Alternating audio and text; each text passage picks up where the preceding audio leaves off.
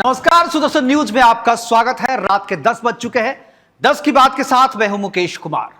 भारत के मुख्य न्यायाधीश माननीय DY चंद्रचूड़ 10 नवंबर को रिटायर हो रहे हैं। आज यानी 8 नवंबर को उनके कार्य दिवस का आखिरी दिन था। 9 नवंबर 2022 को इन्होंने देश के 50वें CJI के रूप में शपथ ली थी।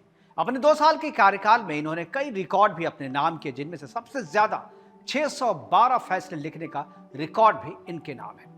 आज विस्तार से हम आपको बताएंगे कि देश के मुख्य न्यायाधीश DY चंद्रचूड़ के प्रमुख फैसले क्या हैं, और उसके बाद आपको बताएंगे कि आज वीडियो कौन सा है जो वायरल हो रहा है, फिर कल की बड़ी खबर, बड़ी हेडलाइन, और अंत में शुभ समाचार यानी गुड न्यूज के साथ आपको कहेंगे शुभ रात्रि। तो करते हैं शुरुआत 10 की बात की विस्तार के साथ।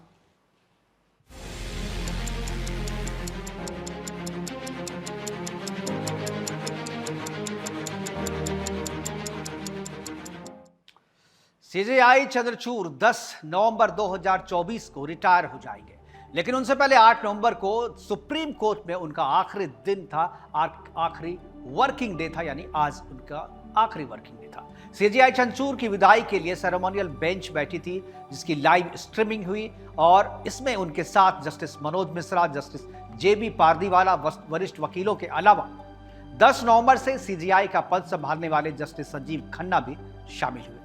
जस्टिस खन्ना देश के 51वें CJI होंगे। जस्टिस चंद्रचूड़ 13 मई 2016 को बतौर सिटिंग जज इलाहाबाद हाई कोर्ट के चीफ जस्टिस सीधा सुप्रीम कोर्ट में प्रमोट किए गए थे। अपने कार्यकाल में CJI चंद्रचूड़ 1274 बेंचों का हिस्सा रहे हैं। उन्होंने कुल 612 फैसले लिखे। सुप्रीम कोर्ट के मौजूदा जजों में CJI चंद्रचूड़ सबसे ज्यादा फैसले लिखने वाले जज हैं। आखिरी दिन भी उन्होंने 45 केसों की सुनवाई की। साथ ही जाते हुए कहा कि मैंने कभी किसी को भी अगर ठेस पहुंचाई हो तो आप मुझे माफ कर दें, क्योंकि मेरा ऐसा करने का कोई इरादा नहीं था। CJI चंद्रचूड़ के कार्यकाल के बड़े फैसलों में आर्टिकल 370 राम जन्मभूमि मंदिर, 1 रैंक 1 पेंशन, मदरसा के सबरीमाला मंदिर विवाद, चुनावी बॉन्ड की वैधता, CAA NRC जैसे फैसले शामिल रहे हैं। आइए आप जानते हैं CJI चंद्रचूड़ के सिर्फ 11 ऐतिहासिक फैसलों के बारे में, जिन्होंने देश के इतिहास में अपना नाम दर्ज किया है, अपनी बातें जो है सेट की है। जो पहला जो केस है वो केस है, मैं ईयर वाइज आपको बताऊंगा। फरवरी 2024 में उन्होंने इलेक्टोरल बॉन्ड केस पर अपना फैसला सुनाया था। मुख्य न्यायाधीश चंद्रचूड़ की अध्यक्षता में सुप्रीम कोर्ट ने पॉलिटिकल फंडिंग के लिए केंद्र सरकार की इलेक्टोरल बॉन्ड स्कीम को असंवैधानिक करार दिया। अदालत ने स्टेट बैंक ऑफ इंडिया को इलेक्टोरल बॉन्ड जारी करने पर रोक लगाने और अब तक कैश किए गए बॉन्ड की जानकारी देने के आदेश दिए थे, और यह फैसला काफी राजनीतिक तौर पे भी काफी विवादित रहा था। दूसरा फैसला नवंबर 2024 को निजी संपत्ति के अधिकार पर उन्होंने दिया था। सुप्रीम कोर्ट के 9 जजों की बेंच ने यह फैसला सुनाया था, और सभी निजी संपत्तियों को सामुदायिक संसाधन मानकर पुनर्वितरित नहीं किया जा सकता। जस्टिस चंद्रचूड़ ने बहुमत के इस फैसले में निजी संपत्ति के अधिकार के महत्व को बनाए रखते हुए सार्वजनिक हित के संतुलन का फैसला दिया था, जो काफी विवादित और काफी चर्चा में रहा था। तीसरा जो फैसला उन्होंने अगस्त 2017 में दिया था वो था गोपनीयता का अधिकार। यह ऐतिहासिक फैसला था। ऐतिहासिक फैसले में सर्वोच्च न्यायालय ने गोपनीयता को अनुच्छेद 21 के तहत मौलिक अधिकार घोषित किया। CJI चंद्रचूड़ ने इस फैसले में आपातकालीन अवधि के एक पुराने निर्णय को पलटते हुए इस अधिकार की स्वतंत्रता को स्थापित किया था। फंडामेंटल राइट जो है उसको स्थापित किया था। इसके अलावा जो चौथा है वो मई 2023 का एक फैसला है। दिल्ली सरकार बनाम उपराज्यपाल यानी 5 जजों की बेंच ने फैसला दिया था कि दिल्ली सरकार के पास प्रशासनिक सेवाओं पर अधिकार है, सिवाय सार्वजनिक व्यवस्था, पुलिस और भूमि के मामले में। इस फैसले ने राष्ट्रीय राजधानी क्षेत्र के निर्वाचित सरकार के अधिकारों की पुष्टि की थी, और आपको LG और केजरीवाल के बीच में जो विवाद चल रहा था अधिकारों को लेकर, उस पर यह महत्वपूर्ण फैसला था। पांचवा फैसला हादिया केस काफी चर्चित हुआ था। शादी का अधिकार यानी अप्रैल 2018 सुप्रीम कोर्ट के 3 जजों की बेंच ने प्रसिद्ध हादिया केस में 2 अलग अलग फैसले सुनाए थे। एक फैसला पूर्व CJI दीपक मिश्रा और जस्टिस AM खानविलकर का था, जबकि दूसरा फैसला मौजूदा CJI DY चंद्रचूड़ का था। कोर्ट ने कहा कि अपनी पसंद के व्यक्ति से विवाह करने का अधिकार संविधान के अनुच्छेद 21 यानी जीवन और स्वतंत्रता के अधिकार का हिस्सा है, और इस फैसले के साथ ही सुप्रीम कोर्ट ने 2017 में केरल हाई कोर्ट द्वारा केरल में धर्म बदलकर मुस्लिम बनी लड़की हादिया और शैफ जहान की शादी को रद्द करने के आदेश को खारिज कर दिया था। न्यायमूर्ति चंद्रचूड़ ने फैसले में कहा कि ना तो राज्य और ना ही कानून किसी व्यक्ति के जीवन साथी के चयन पर अंकुश लगा सकते हैं। यह संविधान के तहत व्यक्तिगत स्वतंत्रता का हिस्सा है। छठा जो बड़ा फैसला था उनका, वो धारा 377 का खात्मा करने का था, जो कि अगस्त 2018 में उन्होंने लिया था। सुप्रीम कोर्ट के 5 जजों की बेंच थी। आईपीसी की धारा 377 को असंवैधानिक करार दिया गया था, जो समलैंगिकता को अपराध मानती थी। इस फैसले में कहा गया कि एलजीबीटीक्यू समुदाय के लोग समान नागरिक हैं और लिंग के आधार पर कानून में भेदभाव नहीं किया जा सकता। न्यायमूर्ति चंद्रचूड़ इस निर्णय का हिस्सा थे, जो मुख्य न्यायाधीश दीपक मिश्रा, न्यायमूर्ति एस नरीमन, एएम खानविलकर और इंदु मल्होत्रा के साथ में इस फैसले के मौजूद थे।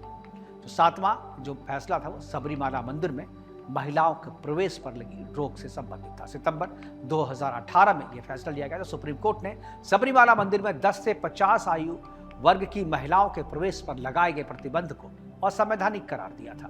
तत्कालीन सीजेआई दीपक मिश्रा की अध्यक्षता वाली पीठ ने 4-1 के मेजोरिटी से यह फैसला सुनाया था और यह नियम बनाया था कि महिलाओं के समानता और पूजा के अधिकार का उल्लंघन करता है। सीजेआई चंद्रचूड़ ने इसे संविधान के तहत अछूतता के रूप में वर्णित किया और कहा कि यह स्वीकार्य नहीं हो सकता। इंटरचेबलिटी के अंदर में इसे डिफाइन करके इसे खारिज किया गया था। 8वां फैसला राम मंदिर विवाद पर है। सबको पता है कि राम मंदिर विवाद पर जो फैसला आया था वो जो तत्कालीन सीजेआई रंजन गोगोई थे उन्होंने लिखा था, उन्होंने लिया था। उनके कार्यकाल का यह बड़ा फैसला था, लेकिन इस फैसले को लिखने वाले यानी जो 7 या 9 जजों की जो बेंच होती है उसमें कोई एक जज जो है वो फैसला लिखता है, और यह जो फैसला लिखा गया था वो फैसला डीवाई चंद्रचूड़ ने लिखा था। फैसला आया था नवंबर 2019 को।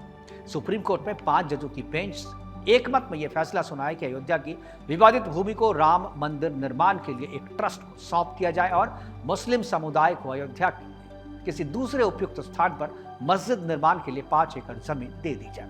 सीजेआई चंद्रचूड़ इस बेंच का हिस्सा थे और इन्होंने ही इस फैसले को लिखा था, जिसमें तत्कालीन CJI Ranjan Gogoi, justice S A Bobde, Ashok Bhushan और एसए नजीर शामिल थे। 9वां जो बड़ा फैसला था वो एडल्टरी प्रथा यानी व्यभिचार पर इस कानून को रद्द किया था सितंबर 2018 में। इसका भी हिस्सा जो है वो चंद्रचूड़ थे। सुप्रीम कोर्ट की 5 जजों की बेंच थी और भारतीय दंड संहिता की धारा 497 को असंवैधानिक करार दिया गया था, जो व्यभिचार यानी एडल्ट्री को अपराध मानती थी। इस फैसले में कोर्ट ने कहा कि राज्य या कानून किसी व्यक्ति के जीवन साथी के चयन पर कोई प्रतिबंध नहीं लगा सकते। न्यायमूर्ति चंद्रचूड़ ने बहुमत के फैसले में कहा कि धारा 497 संविधान के अनुच्छेद 14, 15 और 21 का उल्लंघन करती है। और जो आखिर 10वां जो बड़ा फैसला था वो धारा यानी आर्टिकल 370 पर था, जो कि चंद्रचूड़ ने सुनाया था। और यह अहम फैसला इसी संविधान के अनुच्छेद 370 को हटाने के खिलाफ दायर याचिकाओं पर थी। चीफ जस्टिस की अगुवाई वाली बेंच ने लंबी सुनवाई की थी और अदालत ने आर्टिकल 370 को हटाने के संविधान के तहत ही माना था और इस केस में जितने भी इसके विरोध में याचिकाएं दी गई थी उन सभी याचिकाओं को खारिज कर दिया था। इस केस में चीफ जस्टिस ने कहा था कि जजों ने संविधान और कानून के दायरे में रहकर ही यह फैसला लिया है। और 11वां जो कि फैसला आज किया गया है कि अलीगढ़ मुस्लिम यूनिवर्सिटी का अल्पसंख्यक का दर्जा जो है आज उन्होंने बरकरार रखा। अपने अंतिम कार्यदिवस के दिन दिए ऐतिहासिक फैसले में चीफ जस्टिस डीवाई चंद्रचूड़ ने अलीगढ़ मुस्लिम यूनिवर्सिटी का अल्पसंख्यक दर्जा बरकरार रखने का फैसला सुनाया। सीजेआई चंद्रचूड़ ने कहा कि एएमयू अल्पसंख्यक संस्थान है। संविधान के आर्टिकल 30 के तहत इसे धार्मिक समुदाय को शैक्षणिक संस्थान स्थापित करने और उसे चलाने का अधिकार है। सीजेआई समेत 4 जजों में एकमत से यह फैसला दिया, जबकि 3 जजों ने डिसेंसी नोट इसके साथ लगाया। इसके बाद सीजेआई ने एएमयू के स्टेटस पर अपना फैसला करने का अधिकार 3 जजों की बेंच को सौंप दिया है। यानी ये जो फैसला है, इस फैसले में जो 67 का 1967 का जो खुद का जो फैसला था सुप्रीम कोर्ट का, उस फैसले के खिलाफ जाकर डीवाई चंद्रचूड़ ने अल्पसंख्यक जो का दर्जा जो था एएमयू को उसे बरकरार रखा। हालांकि इसकी कसौटी क्या होगी इसे तय करने के लिए 3 सदस्यीय बेंच को यह फैसला सौंप दिया गया है। 12वां जो फैसला है कार्यस्थल पर यौन उत्पीड़न पर फैसला। मुख्य न्यायाधीश डीवाई चंद्रचूड़ की अगुवाई वाली बेंच ने कार्यस्थल पर यौन उत्पीड़न को लेकर भी सुनाया था। बेंच का कहना था कि ऐसा होना महिलाओं के मौलिक अधिकार का हनन है। अदालत ने कहा कि इससे महिलाएं कैसे कामकाज के लिए प्रोत्साहित हो सकेंगी और इसको लेकर के उन्होंने बड़ा फैसला किया था और इसे अपराध माना था। अब आपको बताते हैं कि जस्टिस DY चंद्रचूड़ के कार्यकाल में क्या क्या बदलाव हुए, क्या क्या रिकॉर्ड उन्होंने बनवाए, और यह भी बताएंगे कि CJI चंद्रचूड़ के कार्यकाल में जो बड़े बदलाव हुए से किस तरीके से रजिस्टर किया गया। सुप्रीम कोर्ट सबसे ज्यादा हाईटेक CJI चंद्रचूड़ के कार्यकाल में हुआ। कोर्ट में सबसे ज्यादा हाईटेक सिस्टम लगे, हाईटेक ऑनलाइन प्रोसेसिंग शुरू हुआ, फाइलिंग में सुधार हुआ, paperless submission, paper pending case के लिए WhatsApp app, updated digital screen, wifi connectivity, advance video conferencing, pending case की लाइव स्ट्रीमिंग, सभी कोर्ट रूम से लाइव स्ट्रीमिंग शामिल रही। लोगों और न्याय की देवी का रूप भी CJI चंद्रचूड़ के कार्य में इन्होंने बदला। सुप्रीम कोर्ट की लाइब्रेरी में लेडी ऑफ जस्टिस को CJI DY चंद्रचूड़ ने ऑर्डर देकर बनवाया और इसका उद्देश्य यह संदेश देना था कि देश में कानून अंधा नहीं है। उन्होंने उनकी आंख में जो बंधी हुई पट्टी थी वो पट्टी हटवा दिया और ये सजा का प्रतीक नहीं। इसके अलावा 1 सितंबर को national conference of destruction judiciary के वैलिडिटी इवेंट में सुप्रीम कोर्ट का एक फ्लैग और चिन्ह भी इन्होंने जारी किया। छुट्टियों का कैलेंडर भी इन्होंने बदला। सुप्रीम कोर्ट में ग्रीष्म अवकाश की जगह आंशिक न्यायालय कार्य दिवस का शब्द प्रयोग इन्होंने किया। नए कैलेंडर के अनुसार इस साल यह अवधि 26 मई 2025 से 14 जुलाई 2025 तक रहेगी। नए नियम के तहत अवकाश प्राप्त जज को जज कहा जाएगा। रविवार को छोड़कर 95 दिनों से ज्यादा छुट्टी नहीं होगी और पहले ये संख्या 103 थी, यानी करीब जो है इन्होंने 8 छुट्टियां जो कम की। जजों के बैठने की कुर्सियां इन्होंने बदली। ब्रिटेन में एक इवेंट के दौरान एक शख्स ने पूछा कि सुप्रीम कोर्ट में जजों की बेंच की कुर्सियां एक जैसी क्यों नहीं है, यानी उनकी बैकरेस्ट की ऊंचाइयां अलग अलग क्यों है। CJI जब भारत लौटे तो उन्होंने सबसे पहले सुप्रीम कोर्ट का मेंटेनेंस देखने वाले रजिस्ट्रार अधिकारी को इसके बारे में बताया और बदलाव के निर्देश दिए। आपको बता दें कि कई बार CJI चंद्रचूड़ के नाम राजनीति का भी प्रयास किया गया और एक बार तो विपक्ष के लिए लोकतंत्र और न्याय तंत्र मानो खतरे में ही आ गया, या यूं कहें कि विपक्षियों की विचारधारा ICU में वेंटिलेटर पर सांसें लेने लगी। हुआ यूं कि प्रधानमंत्री मोदी CJI के यहाँ गणेश आरती में शामिल हुए, जिसको लेकर इंडी गठबंधन बिलबिला पड़ा। लेकिन जैसे ही जनता ने इसके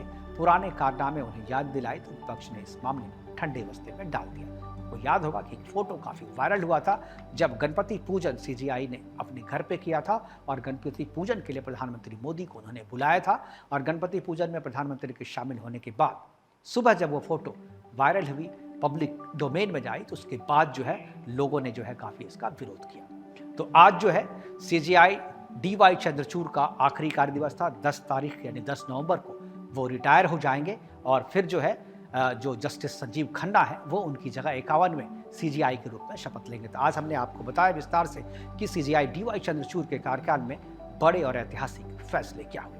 अब बात ट्रेंडिंग वीडियो की, और यह ट्रेंडिंग वीडियो मेला से संबंधित है। मेला घूमना किसे पसंद नहीं, बच्चे हो या बड़े, आदमी हो या औरत, हर कोई मेला में जाने के लिए तैयार ही रहता है। मेले में मौजूद तमाम तरह के फन गेम्स में से एक आता है यमराज के भैंस की सवारी, और इस गेम में एक मशीनी भैंस बीच में रखा जाता है जो कि लोहे या किसी अन्य चीज से, मेटल से बना हुआ होता है। तो वहीं उसके चारों तरफ बड़ा सा गदा जो है वो रखा जाता है। वायरल हो रहे इस वीडियो में आप देखें कि कोटा का ये लड़का यमराज के भैंस पर जैसे ही बैठता है वैसे ही लोगों को लगता है कि ये उस पर टिक नहीं पाएगा, लेकिन लड़का भी कुछ कम जिद्दी नहीं होता। जैसे जैसे भैंस अपनी स्पीड बढ़ाता है और वह जोर जोर से हिलना शुरू करता है, वैसे ही ये अपनी पकड़ को और भी ज्यादा मजबूत करता जाता है। मतलब जिस भैंस पर लोग 4 से 5 सेकंड में नहीं टिक पाते, उस भैंस पर ये लड़का करीब आधा मिनट टिकाता रहा, टिका रहा, बैठा रहा। जब लड़का भैंस पर खुद को कंट्रोल करने की कोशिश कर रहा था तो इस दौरान कई बार गिरने वाला होता, लेकिन लड़का हार नहीं मानता और बहुत ही मजबूती से खुद को उस पर टिकाए रखता। ये देखकर ये विजुअल जो है आप अभी देख रहे हैं, ये विजुअल देखकर हर किसी के चेहरे पर उसकी एक प्यारी सी जो मुस्कान जो है वो आ जाती है। इस वीडियो को अरविंद कुमार नाम के एक्स हैंडल से शेयर किया गया और इस वीडियो को 2,95,000 से ज़्यादा लोग जो है अब तक देख चुके हैं। और जिस तरह से आप भी देख रहे हैं, बड़ा ही प्यारा और हतप्रभ करने वाला है और लोग जो है इसे बार बार देख रहे हैं।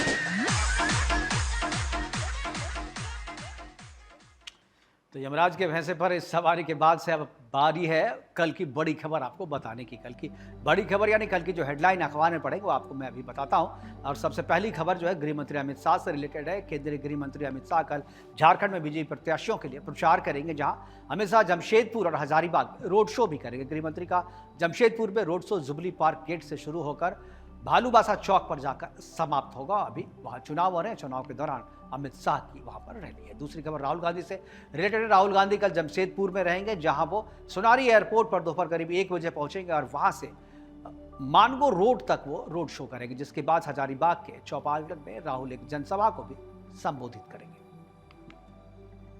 तीसरी खबर मुख्यमंत्री योगी से। उत्तर प्रदेश के मुख्यमंत्री योगी आदित्यनाथ कल कानपुर में उपचुनाव के लिए प्रचार करते हुए नजर आएंगे और इस दौरान योगी आदित्यनाथ कानपुर के दर्शनपुरवा सेंट्रल पार्क में आयोजित एक जनसभा को संबोधित करेंगे। पांचवी खबर मध्य प्रदेश के मुख्यमंत्री से है। मुख्यमंत्री मध्य प्रदेश के मोहन यादव कल लाडली बहन के लिए 1250 रुपए की किस्त इंदौर से डालेंगे और प्रदेश की करीब 1,29 करोड़ लाडली बहनों के बैंक खाते में कुल 1,534 करोड़ रुपए आवंटित किए जाएंगे, उसे ट्रांसफर किया जाएगा। और अब बात है गुड न्यूज के लिए। गुड न्यूज जो है वो उन लोगों के लिए है जो छठ महापर्व की समाप्ति के बाद वापस अपने काम पर यानी अपने कार्यस्थल पर जाने के लिए या अपने पढ़ाई के लिए कहीं से बाहर लौटने वाले हैं। दरअसल भारतीय रेल ने 8 नवंबर से अपने गृह नगरों में जाने वाले यात्रियों की भीड़ को संभालने के लिए 500 से अधिक विशेष ट्रेन चलाने का फैसला किया है।